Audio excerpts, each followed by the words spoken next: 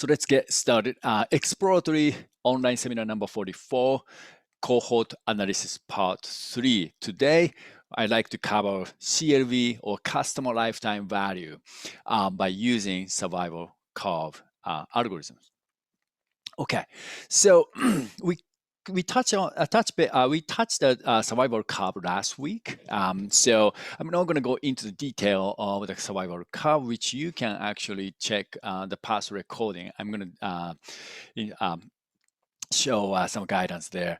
But rather, how can we use that to calculate the CLV? But before getting to the CLV or how to calculate the CLV, let's talk about like what is CLV and why we need that. Excuse me. So this whole thing, the cohort analysis, can be used for many different things, many businesses or many type of functions. But however, in this series, we're focusing on the SaaS, software as a service type of the business model, or precisely like subscription business model, right? So the subscription business model is, which is unique. Not so unique these days, but unique in a sense of like different from traditional sort of like a selling transactional business. So what is unique about it is that like you get revenue from your customers, but for the initial payment is tend to be smaller, but then you accumulate over time. So at the end, you might be able to make as much as money that you could have with a transactional business or even higher. But it's just that it's sort of like revenue accumulates. That's the main difference. So if you have the non-subscription business or like transactional business, it's like a grocery store or something like that, the typical sense. Then you sell a product to one user and then collect the money right away. Right, so like $100 and then January, and that's all it is. Then therefore, this business is very simple because then you can calculate like how much you can spend to acquire the customers, right? So like if you can make like $100 kind of average from each customer, then you can say like, okay, you know what, we're going to spend $80 to acquire the customer, then we can make $20 of the profit. But typically, it's very simple world, right? So the product lasts for a long time. It's not like a carrot or milk or anything like that. It's just more like, let's say, like you sell the PC or something. Then that customer will not come back for a while, right? Unless like the product is functioning okay. So you get the $100 and that's it for maybe the next 12 months or 24 months or whatever. That's all the money you get from the particular customer. But the subscription business is different. Like I said, it accumulates. What that means? Well, like we're using Zoom right here, right? So you pay, let's say, like $14 every month, right? So therefore, like you get $14 for the first month. If you're Zoom or whatever the SaaS provider, then you get only $15. But then if the customers keep using it for 12 months and 2 years and 3 years, then you multiply that, therefore, like you make a lot more money. So you collect only the monthly subscription amount at the first month in the case of the monthly subscription. If this is a yearly, of course, like you make some certain amount of money in the first year, and then second year and third year and so on. But anyway, so if you focus on the monthly business here, monthly subscription, then you spend like $80 to acquire the customer, then you will lose money, right? So like because you make only $10 in the first month. However, as you know, that by this time that revenue accumulates. So even like if you spend $80 at the end, as long as the customer is using it more than a certain period of time, you might be able to make a profit, right? So let's say the customer has been using for like 12 months, then you ended up making $120. Therefore, you acquire the customer by spending $80. Then that difference between $120 and $80, which is $40, that's your profit, right? So what this means is that it makes it it's kind of cool that you can accumulate the revenue in a one sense. However, it makes it harder to estimate how much you can actually spend to acquire a customer because you don't know what the, how much you end up making from the from the customers at the first month, or like at the time like you acquire the customers. But anyway, so this $120 in this case is very simple. Like your customers use it, retain for like 12 months or something like that. So that means this customer's lifetime value is $120. And so it's important for any SaaS, software as a service, or subscription, any subscription type of business, to estimate the CLV or customer lifetime value as accurate as possible, right? So when I said accurate, I mean, like, it never be accurate, by the way. I don't want to disappoint you, but it's you can only estimate. However, you want to estimate well, because that has direct relationship with your sort of like a go-to-market strategy as well. Okay, so how to calculate it, the CLV? Was in a simple word, hey, like our customer is using for 12 months, so like why don't we just multiply, and then you get like $120, right? I mean, like if the customer is paying $10 every month. Okay, so that's super simple. However, there's one problem though. It's the customer can upgrade. So maybe start paying like $10, but then as the time passes, they might upgrade for like better functionality, or like bigger data size, or whatever, longer minutes and whatever. So let's say the customer changed the plan from basic plan to pro plan, which is from $10 to $20. Then, so like what is the how you accumulate? So it kind of gets complicated. However, we can make it simple. Like every month, like number of the customers are using the product, and then why don't we just combine all of them? So like some customers are using the basic plan, some customers are using pro plan, and then combine them all, and then divide it by the number of the customers, and that is in this case $15, for example. So this is like basically average revenue per user. We call it like ARPU. There are a lot of like this kind of weird character, anonym acronym or something, and I honestly get confused. So, but let's not get too distracted by this acronym kind of thing. But the important thing is average revenue per user, right? So it's like $15. Okay, then if it's $15, then why don't we use that and then multiply by the customer lifetime period? In the previous example, we used 12 months. So in that case, let's assume like ARPU, or average revenue per user, is $100. Then $100 multiplied 12 months equals, I don't think 12,000, it's actually 1,200. So the left-hand side down is kind of like a typo, but $1,200. Okay, but there's some problems here.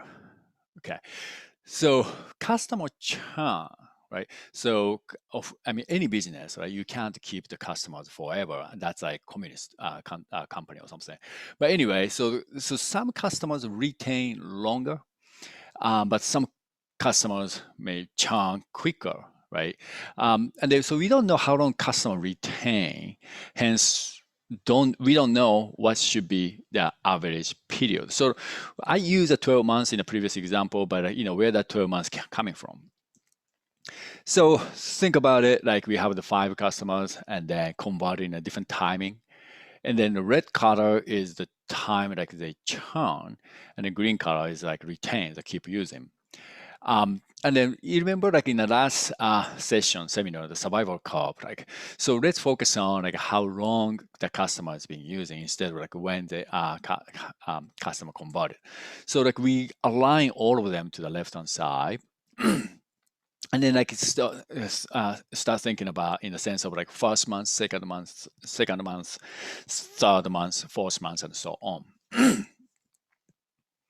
Okay, then start thinking about like, okay, what's the churn timing? Like when the customer churn, because we want to know like average sort of like a time period, right? So, in a simple sense, like, hey, you know what? Like Jessica seems to be like using 4 months, and Tien, the second from the top, using the first 2 months.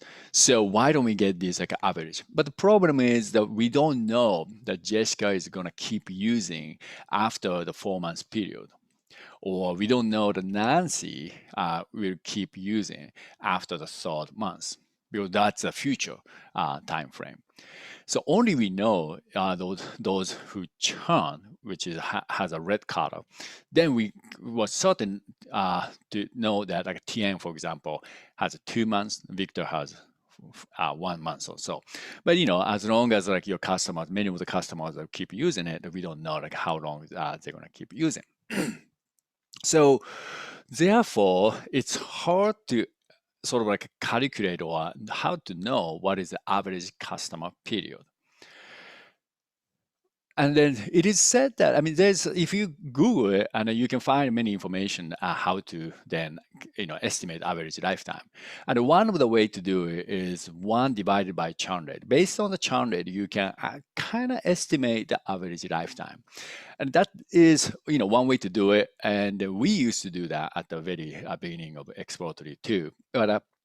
But there's one problem. I mean, but before getting to the problem, so if you use this churn rate, then let's say like your churn rate is 10%, which is 0.1.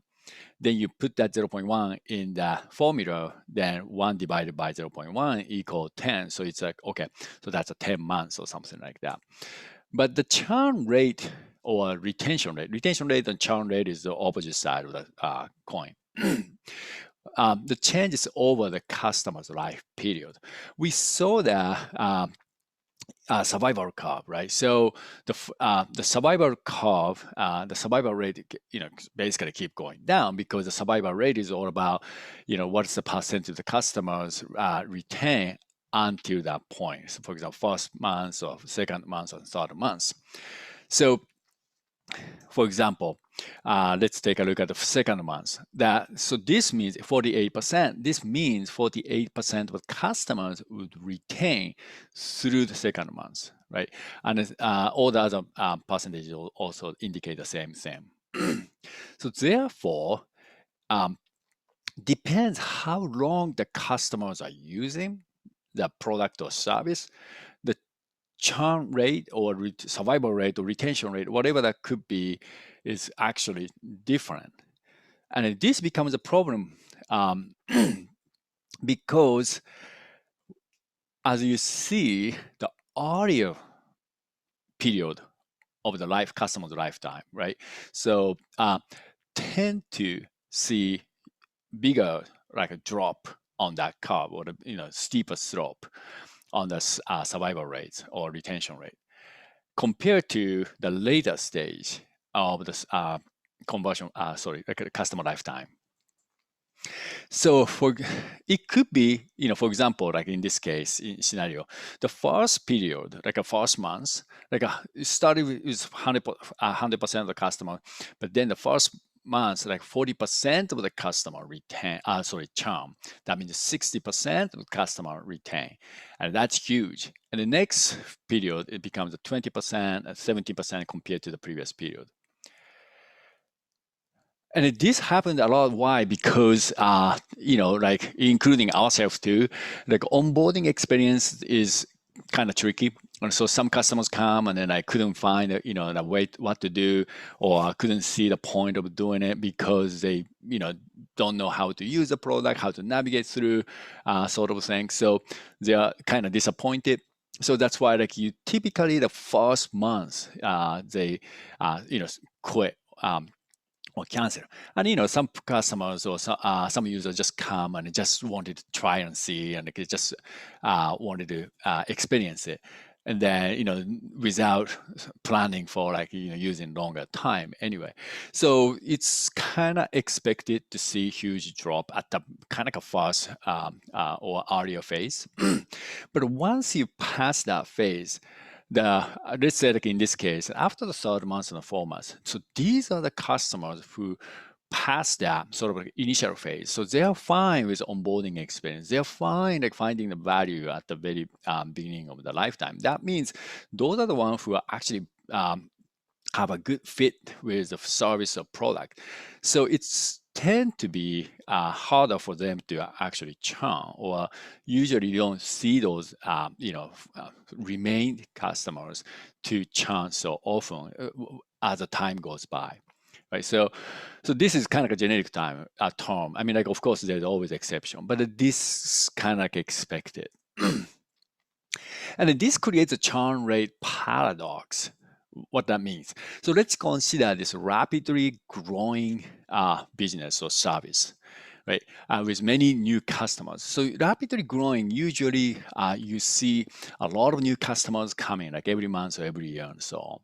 So the color-wise, the blue color at the top on the right-hand side is in this data is the latest sort of like a cohort or the most recent customers. And then the orange is the customers who signed up in the previous months. And then the green and so on. And then the brown at the bottom are the oldest customers or the converted maybe like 6 months ago or something like that. Okay, so as you see here in this chart, the recent months, we see a newer customers, like a ratio of the newer customers is much higher. And that means remember, so the survival curve, so newer customers, meaning their first months, right? For example, this orange cohort, for them, this is like from the May to June. For them, this is sort of like a first month or like the second sort of like a payment time. And then they would see 40% down. This is sort of expected. This doesn't mean, particular, this cohort. It's any cohort. It's always, you see bigger, sort of like a bigger drop or a higher churn rate. So let's say like, this cohort, churn rate is 40%. Okay. And then the problem is that because we have more new customers, like a lot of new customers, and the newer customers tend to, churn higher at the higher rate. Therefore, that influence on the churn rate for the entire month, because there are a lot of people who are new. Okay, and on the opposite side, so this business is actually not really growing. It's, if anything, it's actually shrinking. However, the older customers stay longer compared to new customers, and then we are not, really getting the newer customers, right? So then, when you look at the sort of recent months, there's a Japanese here, but it's like the most right-hand side is like April, May, June. And then these like a ratio of the customers that are coming from like older customers. And this makes that, remember that survival curve, these folks, for example, brown cohort, these are the people who signed up like 6 months ago. And for them, going from like 1 month to next month, at this point, they're sort of dropping on the survival curve is much more moderate. In this case, 9%. And that 9% influence a lot. 9% churn rate influence a lot because we have sort of like majority of the customers coming from this cohort. So this creates the weird thing, because when the business grows rapidly, meaning like you have more new customers, then the churn rate tends to go up. On the opposite, when the business is not so growing, it's actually kind of like troublesome.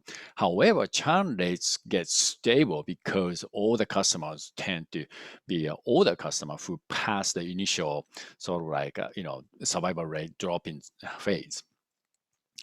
So the average churn rate greatly depends on whether your business is growing with many new customers or is stable with not many new customers. So looking at the churn rate is just kind of, you think it's simple, but it's actually kind of tricky. but then here's the good news. Why, we shouldn't even we shouldn't depend on the one single sort of like magical churn rate number. Instead, we see as a series of sort of like survival rate or like a retention rate over the time period. And we can actually use that as sort of like use this, the line, the survival curve, as the basis to calculate the CLV.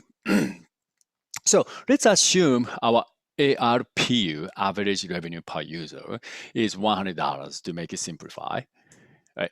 And then let's say we had 100 customers at the basically first phase, and then by the time, if we had 100 customers, so this is like a fast payment, right? So they convert it, they put a credit card or whatever, so and then they pay.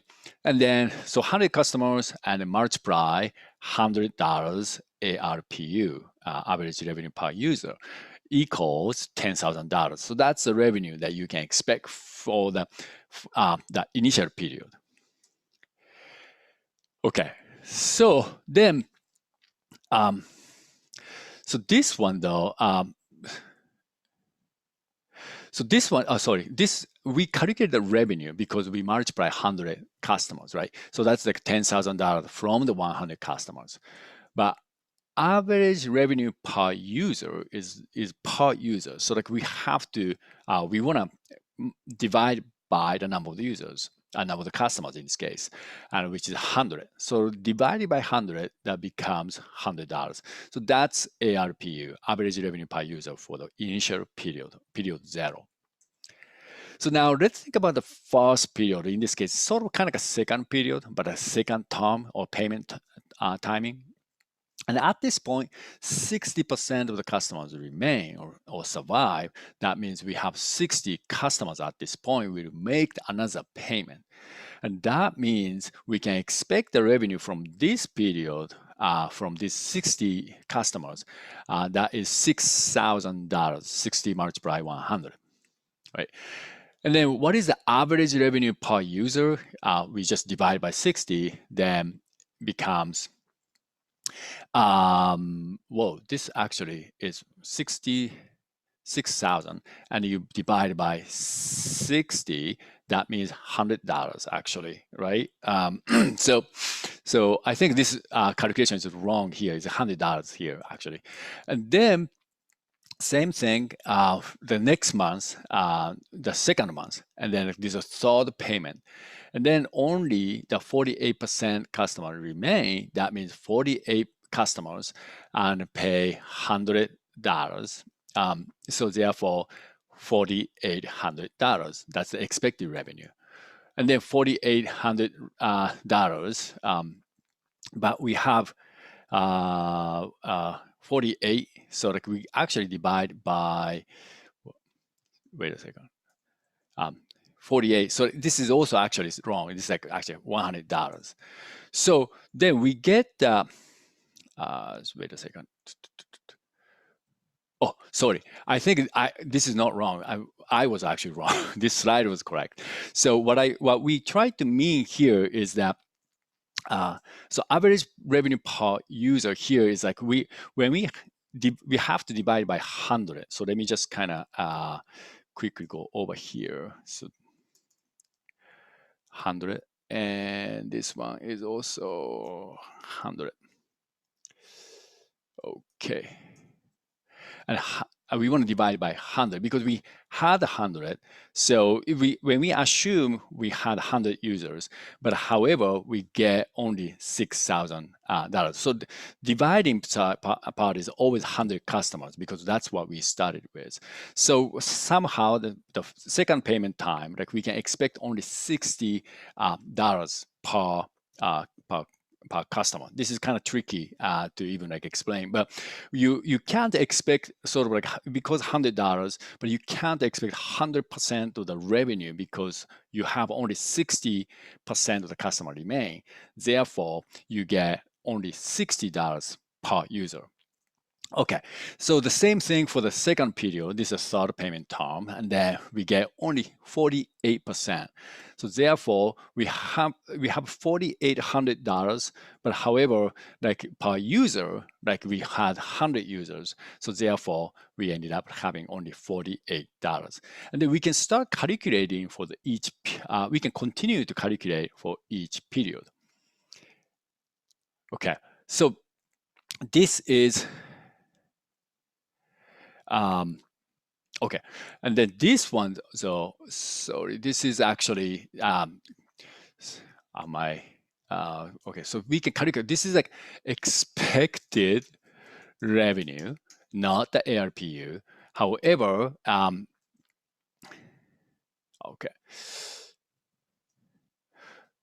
and then we can combine all of them together, and that is, sorry, like this slide is wrong too. I'm sorry about this, but so this is actually not the CLV. This is the total expected revenue. Okay, and this is too total expected revenue from 100 customers. However, what we wanted to calculate is per user. Customer lifetime value is always per user.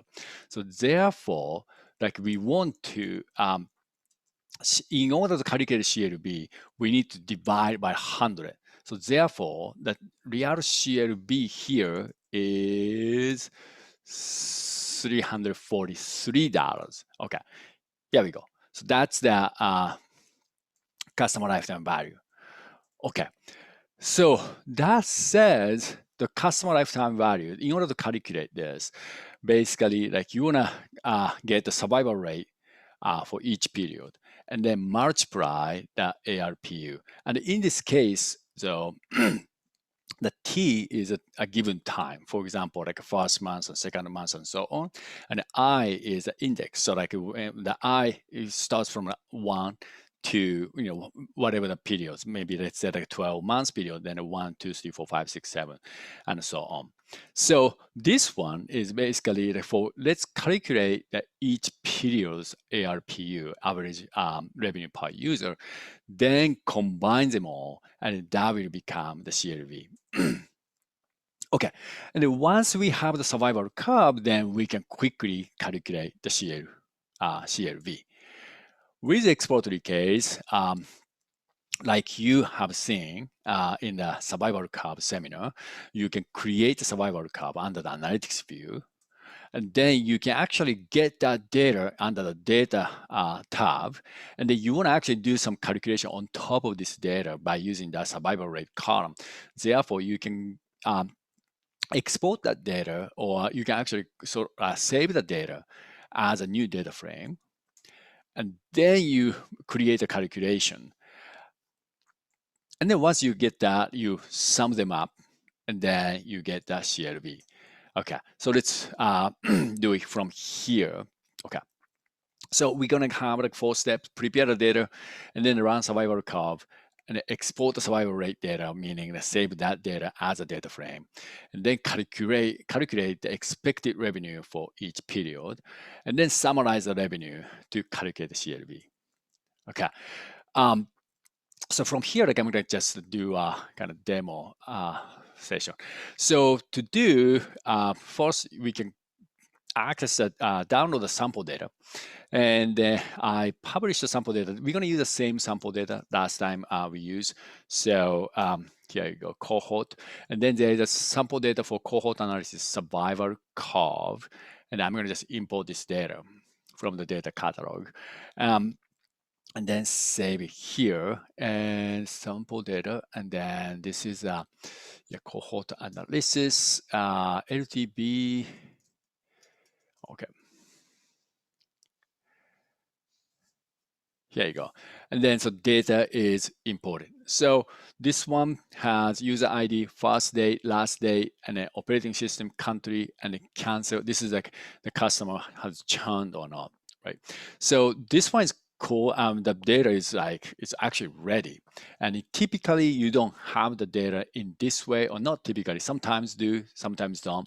And in that case, you need to prepare the data in the format, the survival curve algorithm expect, what that is. So in order to run the survival curve, you have the data where the one row, each row represents one observation. Observation meaning usually the customer or employee or patient or something like that.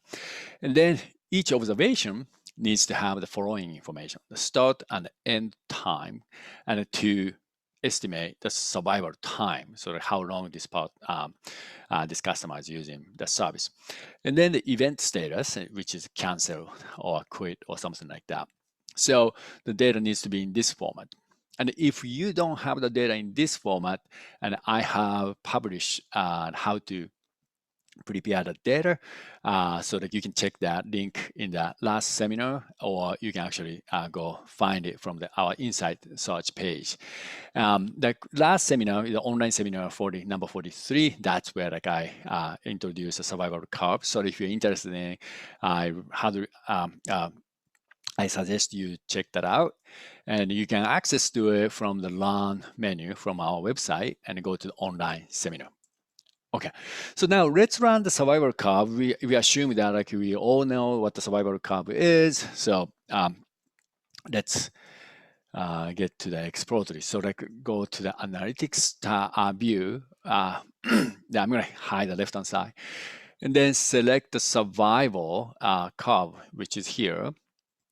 And then I'm going to assign a start time, which is like a first date, and the last date. This is like a survival time period.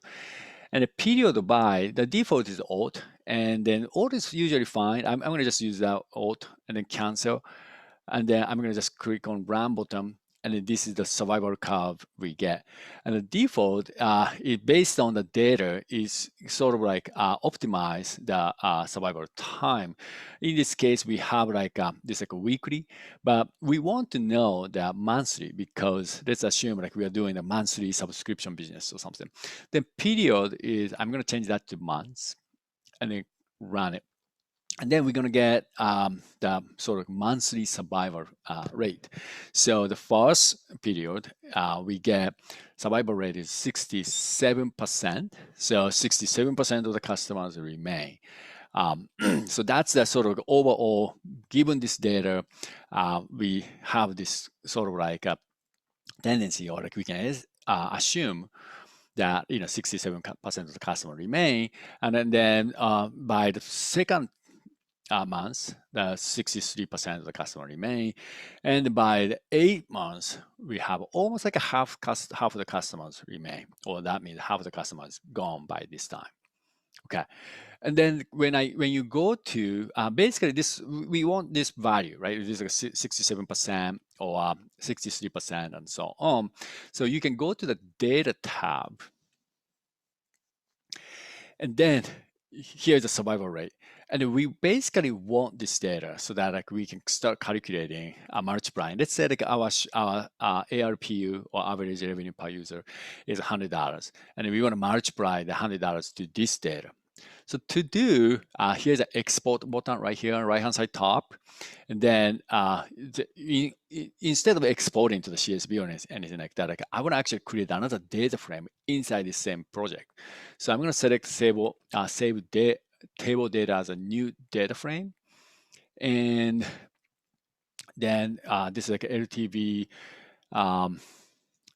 data. Yeah, and okay. And then I just gave the name to this new data frame, so that here. So this is a cohort analytics LTV underscore data. This is a data that we saw under the data tab, right? And then once we get this data frame, then it's just a matter of a calculation. So I'm going to click on the column header menu of survival rate and create calculations, and then multiply 100. This is we assume that our average revenue per user is $100. Okay, and then so I'm going to click create a new column, expected revenue per customer. Okay, so this one, so at the first initial, right, 100 customers pay, because that's the whole definition of the customers or conversion. So $100. So we can expect that. But from the second month and third month and the fourth month, and we start seeing the declining of the revenue because not all the customers are guaranteed to keep using it, right? So, and then by the end in this data, we have only 9 months of data, so that we have $50. Sometimes, I get the questions, hey, like why we have 9 months, but don't we? Can't we expect like they're gonna continue using like 12 months and 24 months?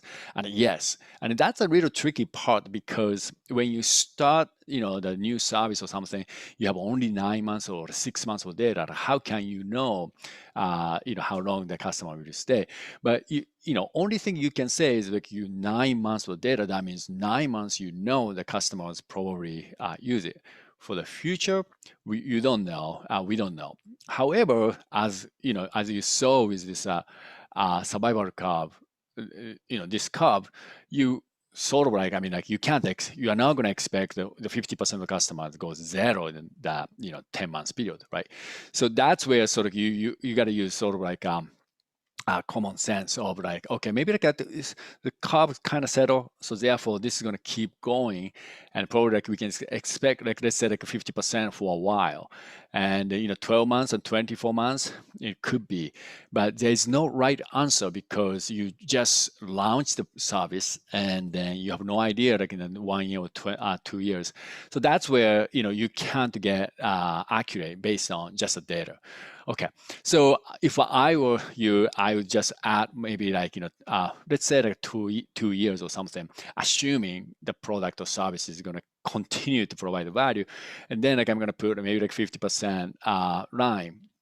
And then that's actually better than blindly like assuming 100% the customers keep using or something like that.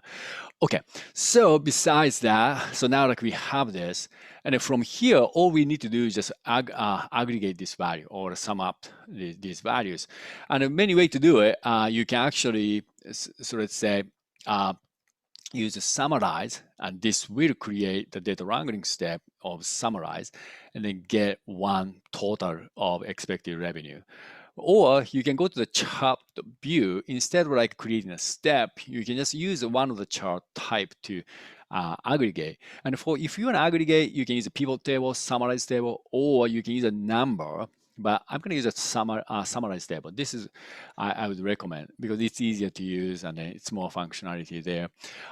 So the group by we're not caring about that. In this case, we're going to calculate the CLTV for all the users.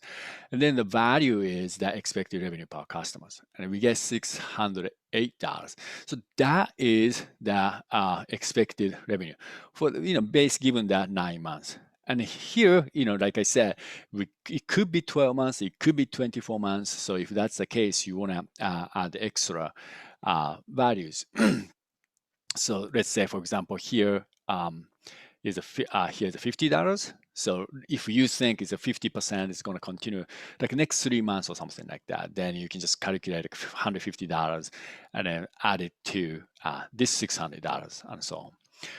Okay, so that's a very simple, kind of simple way, right? Just use the survival rate to calculate the customer lifetime value. However, there's one more thing that we can actually do.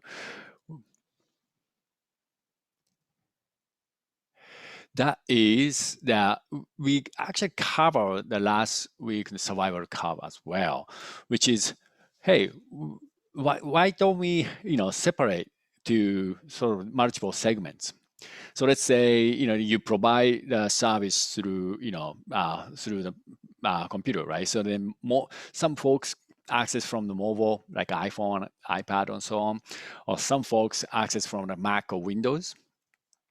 Then they probably have a different experience, and the churn rate or survival rate would be different among those users. So let's assume so we last week what we did was we created a cohort of, let's say this is like a what is this, like a device type or something.